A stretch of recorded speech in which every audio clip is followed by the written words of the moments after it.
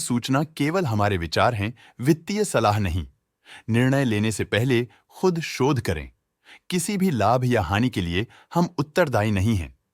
आज हम देख रहे हैं अरविंद लिमिटेड के 2024-25 Q4 की standalone financial performance. Starting with the sales, पिछले क्वार्टर से सेल्स में 3.5% का इंक्रीज हुआ है, मगर कंपनी ने पिछले साल के मुकाबले 5% का सेल्स इंक्रीज रिपोर्ट किया। Expenses 3.5% quarter on quarter increase हो गए हैं, जो साल भर के 5% के राइज के साथ अलाइन करता है।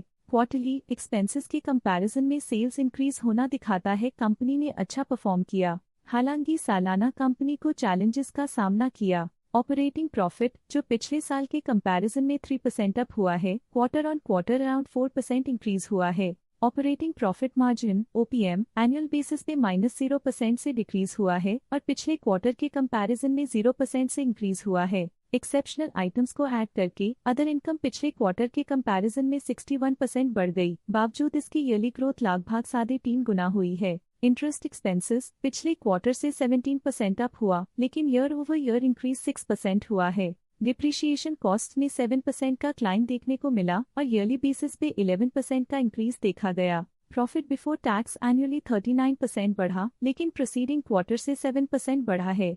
इस साल कंपनी ने 28.5% टैक्स पे किया और क्वार्टरली कंपनी ने 33.5% टैक्स पे किया है। नेट प्रॉफिट ने ईयर ऑन ईयर 29.5% का इंक्रीज दिखाया, लेकिन लास्ट क्वार्टर से -4% का कंट्रैक्शन हुआ है। इस क्वार्टर के दौरान कंपनी का परफॉर्मेंस इतना अच्छा नहीं रहा।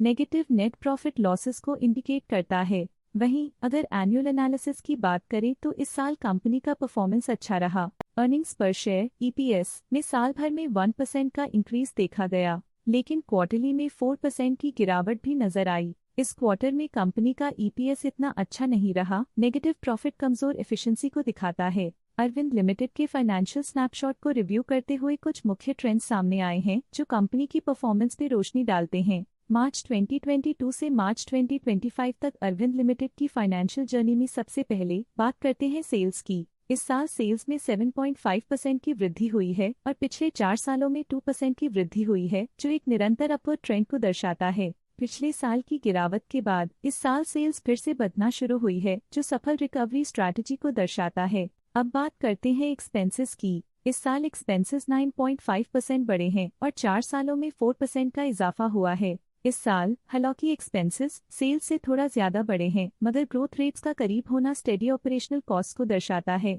चैलेंजेस से गुजरते हुए ऑपरेटिंग प्रॉफिट ने इस साल -10.5% की डाउनटर्न देखी, जो एक ट्रेंड को कंटिन्यू करता है पिछले 4 सालों में -12% की डिक्लाइन के साथ।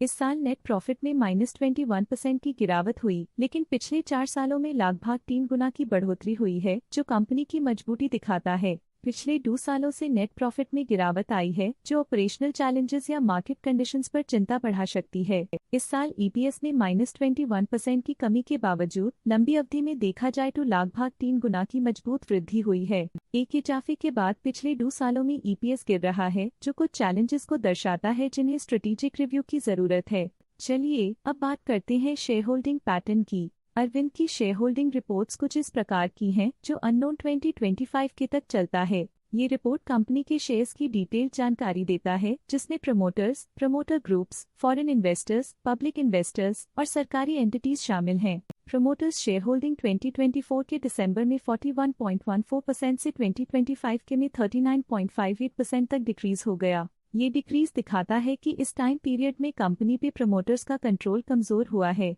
पब्लिक हेल्थ शेयर्स का परसेंटेज 2024 के दिसंबर में 31.98% से 2025 के में 23.6% तक डिक्रीज हो गया। इस डिक्रीज से साफ है कि इस टाइम पीरियड में कंपनी में पब्लिक का हिस्सा डिक्रीज हुआ है। जब कंपनी के शेयर्स का अधिकतम हिस्सा प्रमोटर्स, FII, DII या गवर्नमेंट के पास होता है, तब ये माना जाता है कि कंपनी मजबूत हाथों में है, जो स्थिरता और मजबूत समर्थन को दर्शाता है और इस मार्केट की स्थिरता बनी रहती है।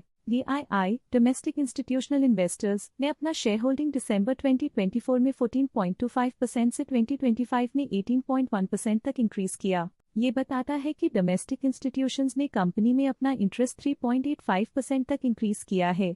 FII, फॉरेन इंस्टीट्यूशनल इन्वेस्टर्स ने अपना शेयर होल्डिंग दिसंबर 2024 में 12.63% से 2025 में 18.72% तक इंक्रीज किया। ये बताता है कि फॉरेन इंस्टीट्यूशंस ने कंपनी में अपना इंटरेस्ट 6.09% तक इंक्रीज किया है। ये था कंपनी का करंट शेयर होल्डिंग पैटर्न। चलिए झांकते हैं इस क्वार्टर की प्रमोटर डील्स पर जो विशेष रूप से सुर्खियों में रही। 24 फरवरी 2025 को करण ओझा ने 25,000 शेयर्स इन्वेस्ट किया 263.95 रुपीस पर यूनिट के हिसाब से, जिसका टोटल था 66 लाख। 24 फरवरी 2025 को करण ओझा ने 25,000 शेयर्स खरीदे 263.95 रुपीस पर यूनिट के हिसाब से, जिसका टोटल था 66 लाख। 24 फरवरी 2025 को वेंकटेशा गार्ला नागराजा बाबू ने 25,000 शेयर्स इन्वेस्ट किया 263.95 रुपीस पर यूनिट के हिसाब से, जिसका टोटल था 66 लाख। इन सभी ट्रांजैक्शन से हमें समझ में आता है कि किस तरह के इन्वेस्टमेंट्स ने इस क्वार्टर में प्रभाव डाला है। आज के लिए फाइनेंशियल सेक्टर में इतना ही। देखने के लिए धन्यवाद। स्टॉक लेटेस्ट न्यूज अपडेट के लिए चैनल को सब्सक्राइब करें और वीडियो को लाइक एंड शेयर करें।